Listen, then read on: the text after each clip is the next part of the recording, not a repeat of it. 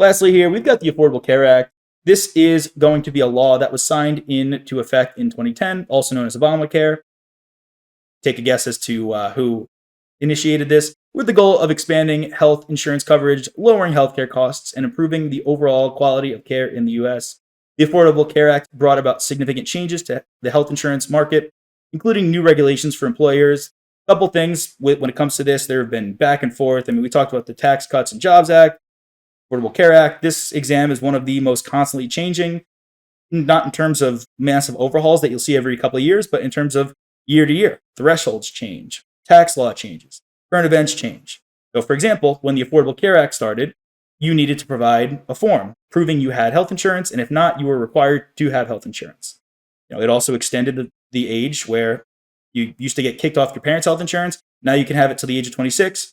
But the Tax Cuts and Jobs Act, what did that change? That changed the fact that you don't need to prove you have health insurance. Now, that is a fact in certain states. You don't need to know really anything I'm saying. It's more so just emphasizing the point that, yes, this stuff changes like crazy. And do I enjoy the fact that it changes? Not at all. How does it affect me? Mostly because it drives me nuts and I have to know all the differences and give that to you all here. But here is basically what you need to know about it. Not that you really need to know anything more about this. This is our last slide here. Employers must offer healthcare coverage or pay a penalty. Both employer and employees must contribute to that. Employers must participate if they have 50 or more full-time employees that work 30 hours more a week. So if you're a small company, they're not going to make you do anything crazy if you have like 10 people. Penalties for failing to comply here, we've got type 1. If the employer does not offer minimum essential coverage to at least 95% of full-time employees and at least one employee claims the tax credit, payments can be equal to $2,000. Things you need to know, really not going to be too essential to memorize, but it's like in a perfect world, if you memorize absolutely everything else in the exam, go ahead and memorize this here.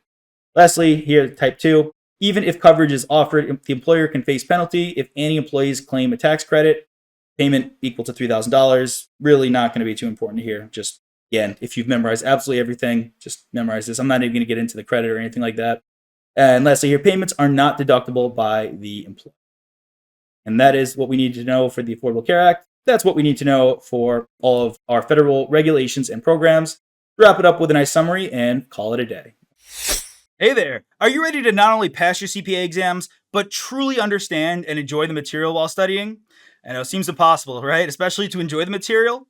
We'll do it together. Tap into the power of CPA.examprep.ai, where we've got personalized quizzes, multiple choice questions, memorization guides, flashcards, simulations, all tailored to your learning.